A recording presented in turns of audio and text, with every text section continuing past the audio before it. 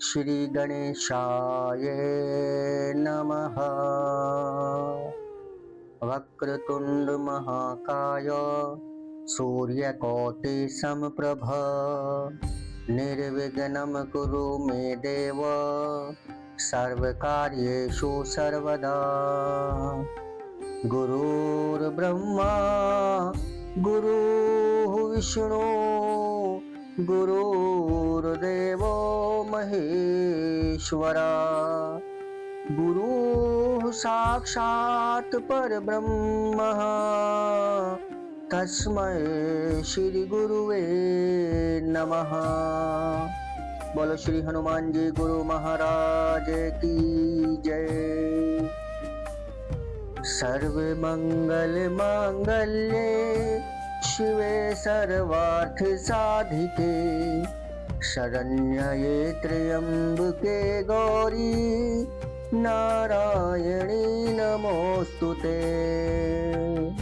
बोलो श्री जगदम्बे मैया की जय। बोलो श्रीमद्देवी भागवत महापुराण की जय। मेरे प्यारे धर्म प्रेमियों एवं मेरे प्यारे श्रद्धालु बंधुओं, आपका सनातन संग्रह चैनल में स्वागत है।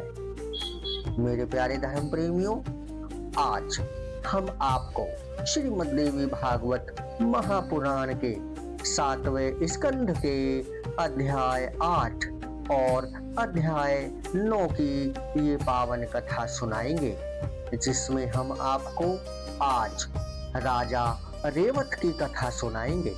इसी के साथ साथ हम आपको सूर्यवंशी राजाओं के वर्णन के क्रम में राजा कुकुत्स्थ, युवनाश्व और मंदाता की कथा भी सुनाएंगे।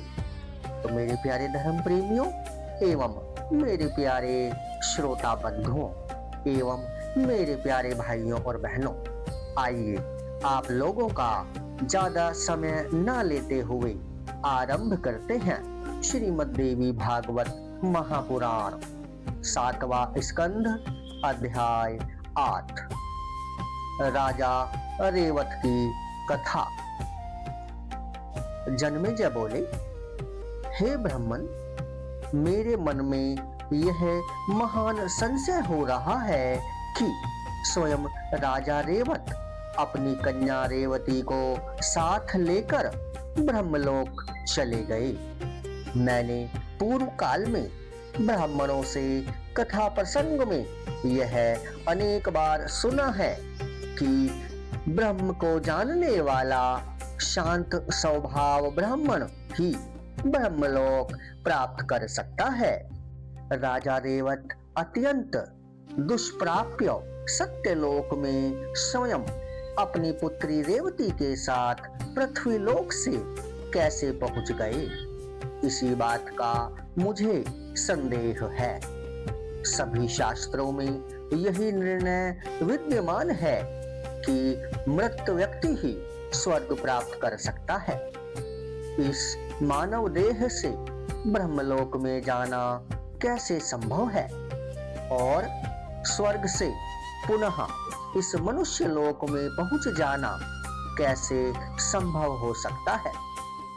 हे विद्वान, महाराज रेवत जिस तरह ब्रह्मा जी से अपनी कन्या के लिए वर पूछने की इच्छा से वहां गए थे, इसे बताकर आप इस समय मेरे इस संदेह को दूर करने की कृपा करें।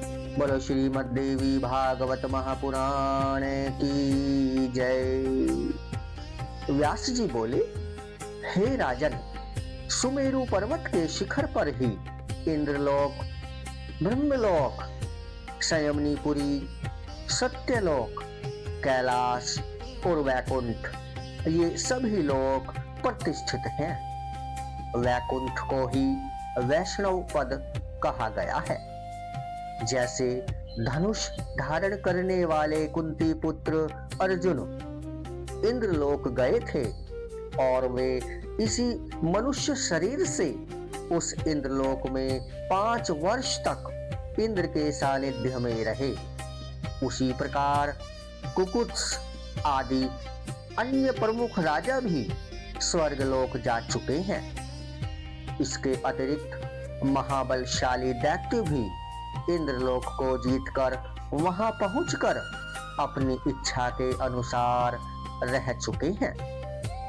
पूर्व काल में महाराज महाभिष भी ब्रह्मलोक गए थे। उस नरेश ने परम सुंदरी गंगा जी को आते देखा। हे राजन, उस समय दैवयोग से वायु ने उनके वस्त्र उड़ा दिए, जिससे राजा महाभिष ने उन सुंदरी गंगा को कुछ अनावृत अवस्था में देख लिया। इस पर काम से विविध राजा ने मुस्कुराने लगे और गंगा जी भी हंस पड़ी। उस समय ब्रह्मा जी ने उन दोनों को देख लिया और शाप दे दिया, जिससे उन दोनों को पृथ्वी पर जन्म लेना पड़ा। दैत्यों और दानवों से पीड़ित सभी देवताओं ने भी वैकुंठ धाम में जाकर कमलाकांत जगतपति भगवान श्री विष्णु की स्तुति की थी। अतः हे नरश्रेष्ठ, इस विषय में किसी भी प्रकार का संदेह नहीं करना चाहिए। हे नराधिप, पुण्यात्मा, तपस्वी और महापुरुष सभी लोकों में जा सकते हैं। हे नरेंद्र, हे राजन, जैसे पवित्र सदाचरण ही ब्रह्म आदि लोकों में जाने का कारण है, वैसे ही पवित्र मन वाले यजमान लोग भी यज्ञ के प्रभाव से वहां पहुंच जाते हैं। जन्मेजय बोले, महाराज, रेवत सुंदर नेत्रों वाली अपनी पुत्री रेवती को साथ में लेकर ब्रह्मलोक पहुंच गए। उसके बाद उन्होंने क्या किया? ब्रह्मा जी ने उन्हें क्या आदेश दिया और उन रेवत ने अपनी पुत्री किसे सौंपी? हे ब्राह्मण, अब आप इन सारी बातों को विस्तार पूर्वक मुझको बतलाइए। बोलो श्रीमद् देवी भागवत महापुराण की जय। व्यास जी बोले, हे महिपाल, सुनिए।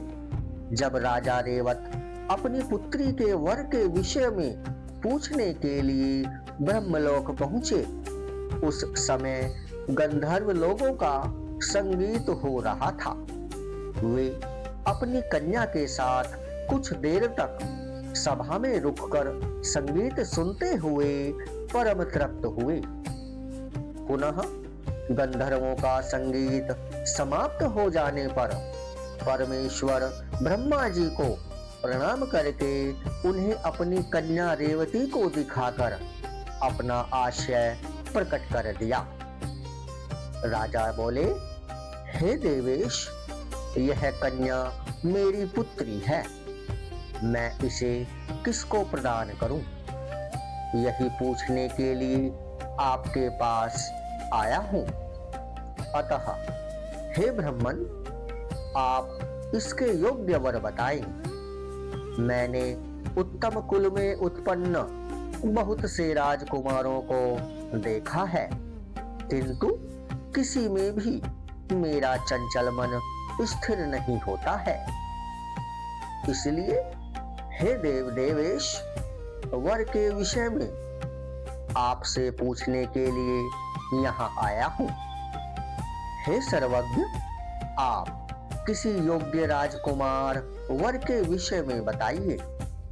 ऐसे राजकुमार का निर्देश कीजिए जो कुलीन, बलवान, समस्त लक्षणों से संपन्न, दानी तथा धर्मपरायण हो। बोलो श्रीमद् देवी भागवत महापुराण की जय। व्यास जी बोले, हे राजन, तब राजा की बात सुनकर जगत की रचना करने वाले ब्रह्मा जी काल पर्याय ब्रह्मलोक के थोड़े समय में पृथ्वी लोक का बड़ा लंबा समय बीता हुआ देखकर हंस करके उनसे कहने लगे। ब्रह्मा जी बोले, हे राजन, आपने अपने हृदय में जिन राजकुमारों को वर के रूप में समझ रखा था, वे सब के सब पुत्र पौत्र तथा बंधुओं समेत काल कवलित हो चुके हैं। इस समय वहां 27वां द्वापर चल रहा है। आपके सभी वंशज मृत हो चुके हैं और दैत्यों ने आपकी पुरी भी विनष्ट कर डाली है। इस समय वहां चंद्रवंशी राजा शासन कर रहे हैं। अब मथुरा नाम से प्रसिद्ध उस पुरी के अधिपति के रूप में उग्रसेन विख्यात हैं। ययाति वंश में उत्पन्न वे उग्रसेन संपूर्ण मथुरा मंडल के नरेश हैं। उन महाराज उग्रसेन का एक कंस नामक पुत्र हुआ, जो महान बलशाली तथा देवताओं से द्वेष रखने वाला था। राजाओं में सबसे अधिक मदोन्मत्त उस दानव वंशी कंस ने अपने पिता को भी कारागार में डाल दिया और वह स्वयं राज्य करने लगा। तब पृथ्वी असहाय भार से व्याकुल होकर ब्रह्मा जी की शरण में गई। श्रेष्ठ देवगणों ने ऐसा कहा है कि दुष्ट राजाओं तथा उनके सैनिकों के भार से पृथ्वी के अतिल व्याकुल होने पर ही भगवान का अंश अवतार होता है। अतः उस समय कमल के समान नेत्र वाले वसुदेव नंदन श्री कृष्ण देवी स्वरूपा देवी के गर्भ से उत्पन्न हुए। वे साक्षात नारायण मुनि ही थे। उन सनातन धर्मपुत्र नरसखा नारायण मुनि ने बद्रिकाश्रम में गंगा जी के तट पर अत्यंत कठोर तपस्या की थी। वे ही यदुकुल में अवतार लेकर वासुदेव नाम से विख्यात हुए। हे महाभाग, उन्हीं वासुदेव भगवान श्री कृष्ण ने पापी कंस का संहार किया और इस प्रकार उस दुष्ट राजा को मारकर उन्होंने उसके पिता महाराज उग्रसेन को संपूर्ण राज्य दे दिया। कंस का ससुर जरासंध महान बलशाली तथा पापी था। वह अत्यंत क्रोधित होकर मथुरा आकर श्री कृष्ण के साथ आवेग पूर्वक युद्ध करने लगा। अंत में श्री कृष्ण ने उस महाबली जरासंध को युद्ध में जीत लिया।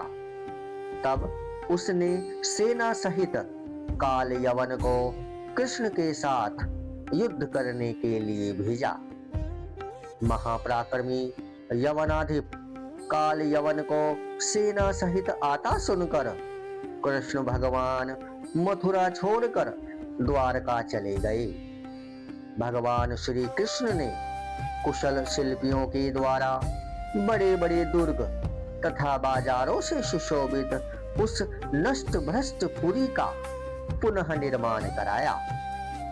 उस पुरी का जीर्णोद्धार करके प्रतापी श्री कृष्ण ने उग्रसेन को वहां का अपना आज्ञाकारी राजा बनाया। इसके बाद यदुश्रेष्ठ श्री कृष्ण ने उस द्वारकापुरी में यादवों को भली भांति बसाया।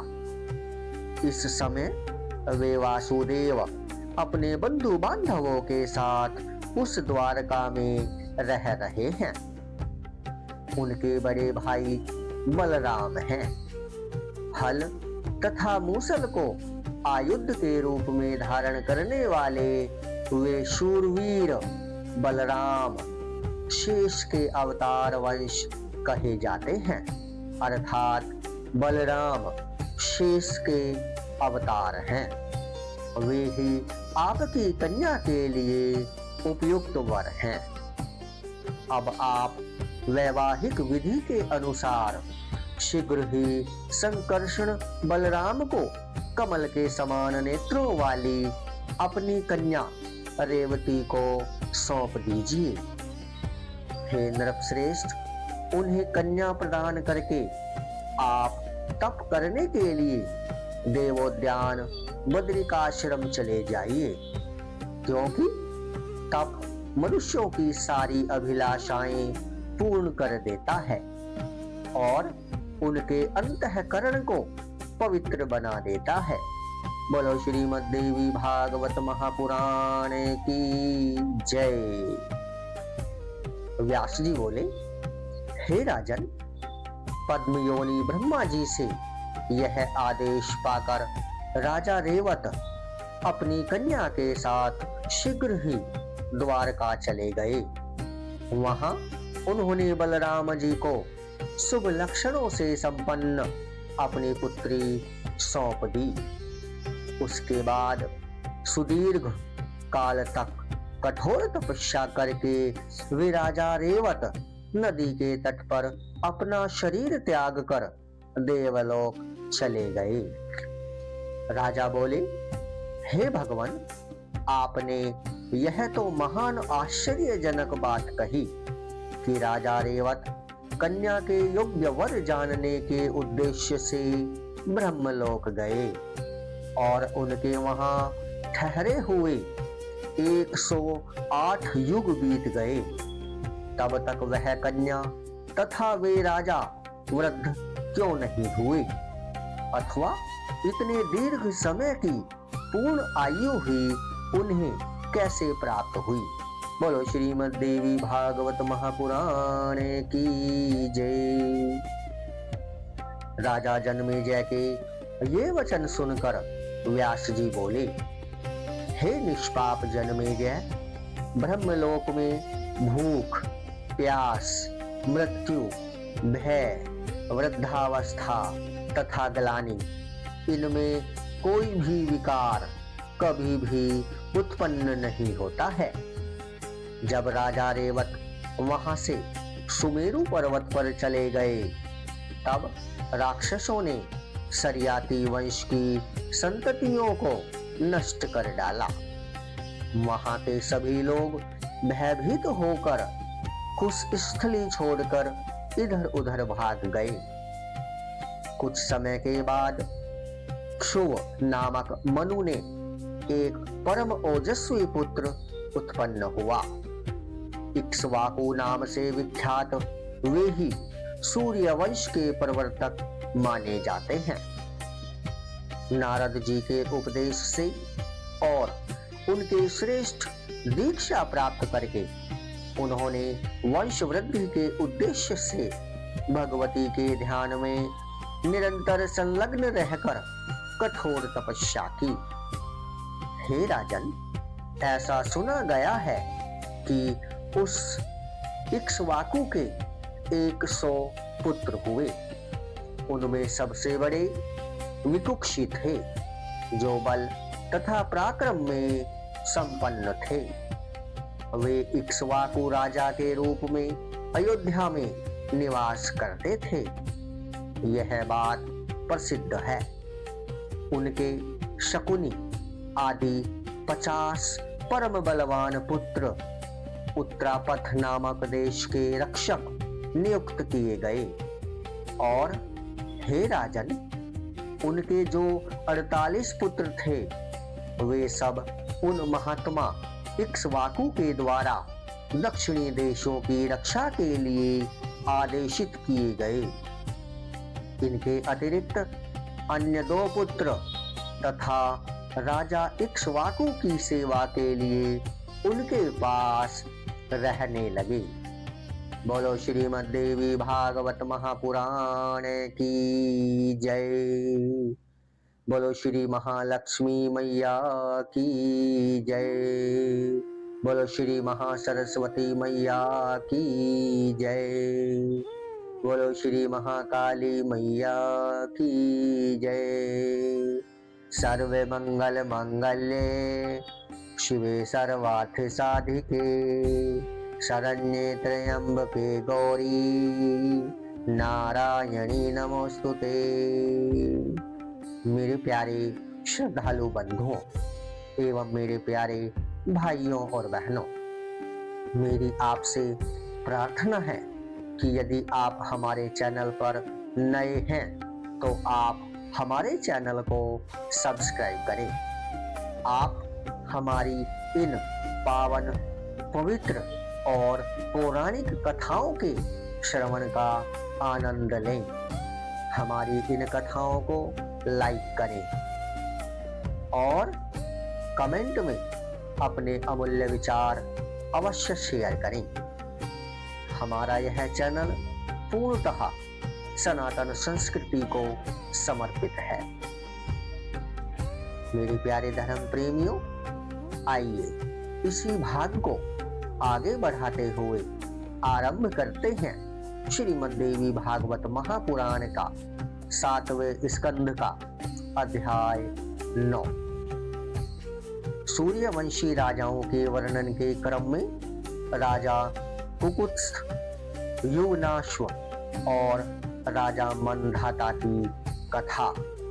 बोलो श्रीमद् देवी भागवत महापुराण की जय। व्यास जी बोले, हे राजन, किसी समय अष्ट का श्राद्ध के अवसर पर बुद्धिमान भूपति इक्ष्वाकु ने विकुक्षी को आज्ञा दी कि हे पुत्र, इस समय वन में जाकर श्राद्ध के लिए शीघ्र ही आदर पूर्वक पवित्र कव्य ले आओ। राजा के इस प्रकार कहने पर विकुक्षी आयुध धारण करके तुरंत वन की ओर चल पड़ा। वहां जाकर वह थक गया तथा भूख से व्याकुल हो उठा। इस कारण से वह अष्ट का श्राद्ध की बात भूल गया और उसने वन में ही एकत्रित किए गए श्राद्ध द्रव्य के कुछ अंश का भक्षण कर लिया और बचा हुआ लाकर पिताजी को दे दिया। तब प्रोक्षण के निमित्त समक्ष लाए गए उस कव्य को देखकर और फिर उसे श्राद्ध के लिए अनुयुक्त जानकर मुनि श्रेष्ठ गुरु वशिष्ठ अत्यंत कुपित हो उठे। भोजन से शेष बचे हुए द्रव्य का श्राद्ध में प्रोक्षण नहीं करना चाहिए, ऐसा नियम है। इस पाक दोष के विषय में वशिष्ठ ने राजा को बता दिया। गुरु वशिष्ठ के कथनानुसार अपने पुत्र विकुक्षी का वह दुष्कर्म जानकर विधि लोप के कारण उन्होंने उसे अपने देश से बाहर निकाल दिया। वह राजकुमार तभी से शशाद इस नाम से विख्यात हो गया। वह शशाद पिता के कोप से किंचित भयभीत होकर वन में चला गया। वह विकुक्षी वहां वन्य आहार पर जीवन यापन करते हुए धर्मपरायण होकर रहने लगा। तत्पश्चात पिता की मृत्यु हो जाने पर उस मनस्वी शशाद को राज्य प्राप्त हो गया और वह शासन करने लगा। उस अयोध्यापति शशाद ने स्वयं सरयू नदी के तट पर अनेक यज्ञ संपन्न किए। उस शशाद को एक पुत्र हुआ जो कुकुत्स्थ इस नाम से प्रसिद्ध हुआ। उस कुकुत्स्थ के इंद्रावाहा और पुरंजय ये दो नाम और भी थे। राजा जन्मेजय बोले, हे निष्पाप मुने, उस राजकुमार के अनेक नाम कैसे हुए? उसके जिस जिस कर्म के कारण ये नाम हुए वह सब मुझे बताइए। बोलो श्रीमद् देवी भागवत महापुराण की जय। व्यास जी बोले, हे राजन, शशाद के स्वर्गवासी हो जाने पर कुकुत्स राजा बने। वे धर्मज्ञ कुकुत्स पितामह से परंपरा प्राप्त राज्य पर बलपूर्वक शासन करने लगे। उसी समय सभी देवगण दैत्यों से पराजित होकर तीनों लोकों के स्वामी अविनाशी भगवान विष्णु की शरण में गए। तब सनातन भगवान श्री हरि उन देवताओं से कहने लगे, बोलो श्री विष्णु भगवान की जय। भगवान विष्णु बोले, हे श्रेष्ठ देवगण, आप लोग शशाद पुत्र राजा कुकुत्स से युद्ध में सहायक बनने के लिए प्रार्थना कीजिए। वे ही युद्ध में दैत्यों को मार सकेंगे। वे धर्मात्मा कुकुत्स धनुष धारण करके सहायता के लिए अवश्य आएंगे। भगवती पराशक्ति की कृपा से उनके पास अतुलनीय सामर्थ्य है। हे महाराज, भगवान विष्णु की यह उत्तम वाणी सुनकर इंद्र समेत सभी देवतागण अयोध्या में रहने वाले शशाद पुत्र महाराज कुकुत्स के पास जा पहुंचे। राजा कुकुत्स ने उन आए हुए देवताओं का धर्म पूर्वक अत्यंत उत्साह के साथ पूजन किया और इसके बाद वे उनसे आने का प्रयोजन पूछने लगे। राजा बोले, हे देवगण, मैं धन्य और पवित्र हो गया। मेरा जीवन सार्थक हो गया, जो कि आप लोगों ने मेरे घर पधार कर मुझे अपना महनीय दर्शन दिया है।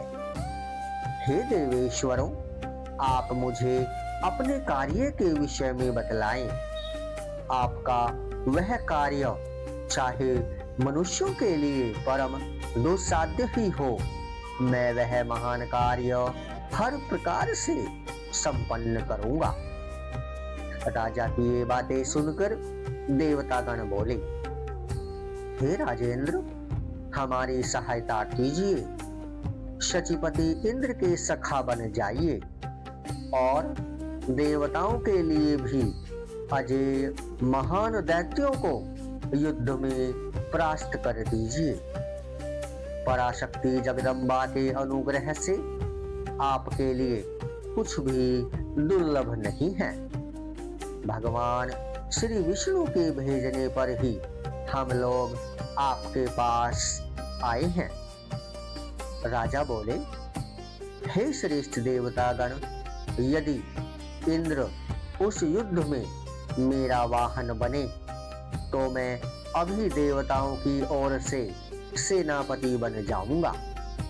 मैं इसी समय इंद्र पर आरूढ़ होकर युद्ध क्षेत्र में जाऊंगा और देवताओं के लिए युद्ध करूंगा।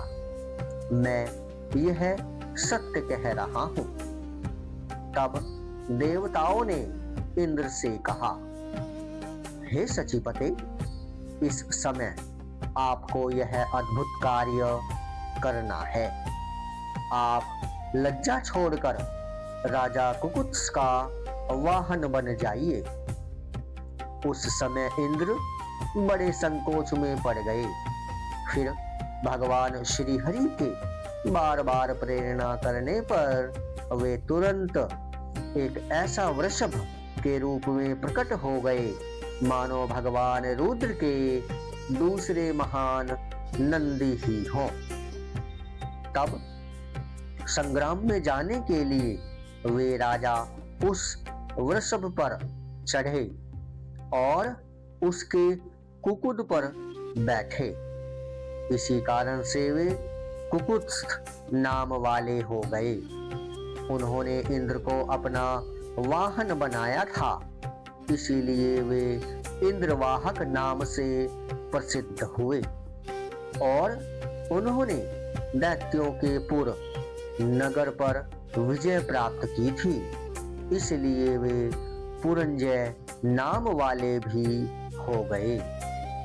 इसके बाद उन महाबाहु कुकुत्स ने दैत्यों को जीतकर उनका धन देवताओं को दे दिया और फिर वहां से प्रस्थान करने के लिए देवताओं से पूछा। इस प्रकार इंद्र के साथ राज ऋषि कुकुत्स की मैत्री हुई। महाराज कुकुत्स महान प्रसिद्ध राजा थे। उनके वंश में उत्पन्न सभी राजा काकुत्स नाम से पृथ्वीलोक में अत्यधिक प्रसिद्ध हुए। राजा कुकुत्स की धर्मपत्नी के गर्भ से एक महाबली पुत्र हुआ जो अनेना नाम से विख्यात हुआ। उस अनेना को एक पृथु नामक पराक्रमी पुत्र हुआ। उसे साक्षात भगवान विष्णु का अंश कहा गया है। वह पराशक्ति जगदम्बा के चरणों का उपासक था। उस पृथु के पुत्र रूप में राजा विश्वरंधी को जानना चाहिए, अर्थात उन पृथु के पुत्र रूप में राजा विश्वरंधी को जानना चाहिए। उन विश्वरंधी के चंद्र नामक परम ऐश्वर्यशाली पुत्र हुए। वे चंद्र वंश की वृद्धि करने वाले कहे जाते हैं। उनके पुत्र युवनाश्व थे जो परम तेजस्वी तथा महान बलशाली थे। उन युवनाश्व के शावंत नामक परम धार्मिक पुत्र उत्पन्न हुए।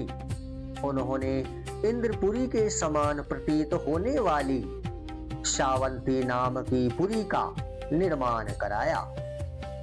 उन महात्मा शावंत के बृहदश्व नामक पुत्र हुए और बृहदश्व के पुत्र राजा कुवलयाश्व हुए। उन कुवलयाश्व ने धुंधु नामक दैत्य का संहार किया।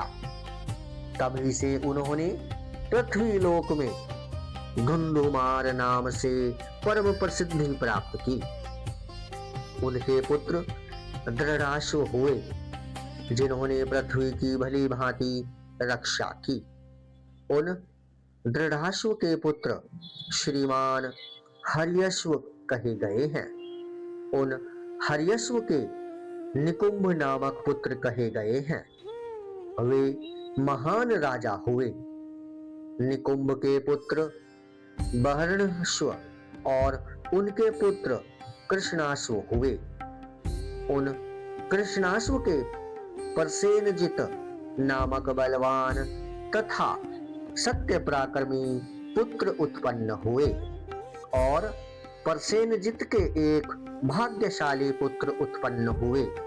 वे यौवनाश्व इस नाम से प्रसिद्ध हुए। उन यौवनाश्व के पुत्र श्रीमान राजा मानधाता थे। हे मानद, उन्होंने भगवती जगदम्बा को प्रसन्न करने के लिए महातीर्थों में 1008 देवालयों का निर्माण कराया था। ये माता के गर्भ से जन्म न लेकर पिता के उदर से उत्पन्न हुए थे। पिता की कुक्षिका भेदन कर उन्हें वहां से निकाला गया था। राजा बोले, हे महाभाग व्यास जी, उन महाराज मानधाता के जन्म के विषय में जैसा आपने कहा है वह तो असंभव सी घटना है। मैंने ऐसा न तो सुना है और न देखा ही है। अब आप राजा मानधाता के जन्म का वृतांत विस्तार पूर्वक बताइए। वह सर्वांग सुंदर पुत्र राजा यौवनाश्व के उदर से जिस प्रकार उत्पन्न हुआ उसे कहिए। बोलो श्रीमती देवी भागवत महापुराण की जय। व्यास जी बोले, हे राजन, परम धर्मनिष्ठ राजा यौवनाश्व संतानहीन थे। उन महाराज की 100 रानियां थीं, किंतु किसी से भी संतान न होने के कारण वे प्राय चिंतित रहते और संतान के लिए नित्य सोच में पड़े रहते थे। अंत में अत्यंत दुखित होकर वे यौवनाश्व वन में चले गए। वहां ऋषियों के पवित्र आश्रम में रहते हुए वे महाराज यौवनाश्व सदा खिन्न रहते थे और व्यथित होकर सदा दीर्घ श्वास छोड़ते रहते थे। इसे वहां रहने वाले तपस्वी जन बराबर देखा करते थे। उन्हें इस प्रकार दुखित होता देखकर सभी विप्रों को उन पर दया आ गई। ब्राह्मणों ने उनसे पूछा, हे राजन, आप यह चिंता किस लिए कर रहे हैं? हे पार्थिव, आपको कौन सा कष्ट है? हे महाराज, आप अपने मन की बात सच सच बताइए। हम लोग हर तरह से आपका दुख दूर करने का उपाय करेंगे। यौवनाश्व बोले, हे मुनियों, मेरे पास राज्य, धन तथा उत्तम कोटि के बहुत से घोड़े विद्यमान हैं। दिव्य प्रभा से युक्त 100 साध्वी रानियां मेरे पास हैं। तीनों लोकों में मेरा कोई भी बलवान शत्रु नहीं है और मेरे सभी मंत्री तथा सामंत सदा मेरे आज्ञा पालन में तत्पर रहते हैं। हे तपस्वियों, मुझे एकमात्र दुख संतान न होने का है। इसके अतिरिक्त दूसरा कोई भी दुख मेरी दृष्टि में नहीं है। हे विप्रेंद्रों, पुत्रहीन व्यक्ति की न तो सद्गति होती है और न उसे स्वर्ग ही मिलता है। अतः संतान के लिए मैं सदा अत्यधिक शोकाकुल रहता हूँ। हे तपस्वियों, आप लोग महान परिश्रम करके वेद शास्त्रों के रहस्य जानने वाले हैं। मुझ संतान कामी के लिए करणीय जो उपयुक्त यज्ञ हो उसे सोच समझकर मुझे बताएं। हे तापसो, यदि मुझ पर आप लोगों की कृपा हो तो मेरा यह कार्य संपन्न कर दीजिए। बोलो श्रीमद् देवी भागवत महापुराण की जय। व्यास जी बोले, हे राजन, राजा यौवनाश्व की यह बात सुनकर दया से परिपूर्ण हृदय वाले उन ब्राह्मणों ने इंद्र को प्रधान देवता बनाकर अत्यंत सावधानी पूर्वक उन नरेश से एक यज्ञ करवाया। ब्राह्मणों ने वहां पर जल से परिपूर्ण एक कलश स्थापित कराया और राजा यौवनाश्व की पुत्र प्राप्ति के निमित्त वेद मंत्रों के द्वारा उस कलश का अभिमंत्रण किया। राजा यौवनाश्व को रात में प्यास लग गई, जिससे वे यज्ञशाला में चले गए। वहां कहीं भी जल न देखकर ब्राह्मणों को सोता हुआ देखकर उन्होंने कलश वाला अभिमंत्रित जल स्वयं ही पी लिया। हे नरश्रेष्ठ, प्यास से व्याकुल राजा यौवनाश्व ब्राह्मणों के द्वारा विधि पूर्वक अभिमंत्रित करके रानी के लिए रखे गए उस पवित्र जल को अज्ञान पूर्वक पी गए। तत्पश्चात कलश को जल विहीन देखकर ब्राह्मण सशंकित हो गए। उन विप्रों ने राजा यौवनाश्व से पूछा कि इस जल को किसने पिया। स्वयं राजा यौवनाश्व ने जल पिया है। इस बात को जानकर और दैव सबसे बढ़कर बलवान होता है, यह समझकर उन महर्षियों ने यज्ञ संपन्न किया और बाद में वे अपने अपने घर चले गए। तदंतर मंत्र के प्रभाव से राजा यौवनाश्व ने गर्भ धारण कर लिया। तब गर्भ के पूर्ण होने पर राजा की दाहिनी कोख का भेदन करके वे मानधाता उत्पन्न हुए। राजा के मंत्रियों ने पुत्र को बाहर निकाला। देवताओं की कृपा से राजा यौवनाश्व की मृत्यु नहीं हुई। तब चिंतित होकर मंत्री लोग यह कहकर जोर से चिल्ला उठे, यह कुमार किसका दूध पिएगा। इतने में इंद्र ने उसके मुख में अपनी तर्जनी उंगली डाल दी और यह वचन कहा, माम धाता, अर्थात यह मेरा दुग्धपान करेगा। वे ही मानधाता नामक महान बलशाली राजा हुए। हे राजन, इस प्रकार मैंने उनकी उत्पत्ति का विस्तार पूर्वक वर्णन आपसे कर दिया। जय माता दी। बोलो श्रीमद् देवी भागवत महापुराण की जय। बोलो श्री महालक्ष्मी मैया की जय। बोलो श्री महासरस्वती मैया की जय। बोलो श्री महाकाली मैया की जय। सर्व मंगल मांगल्ये शिवे सर्वार्थ साधिके शरण्ये त्र्यंबके गौरी नारायणी नमोस्तुते। मेरे प्यारे धर्म प्रेमियों एवं मेरे प्यारे श्रोता बंधुओं, यदि आप श्रीमद् देवी भागवत महापुराण की इससे पहले की ये पावन और पवित्र कथाओं के श्रवण का आनंद लेना चाहते हैं तो आप हमारे चैनल पर ले सकते हैं। इससे पहले की सभी कथाएं हमारे चैनल पर आपके लिए उपलब्ध हैं।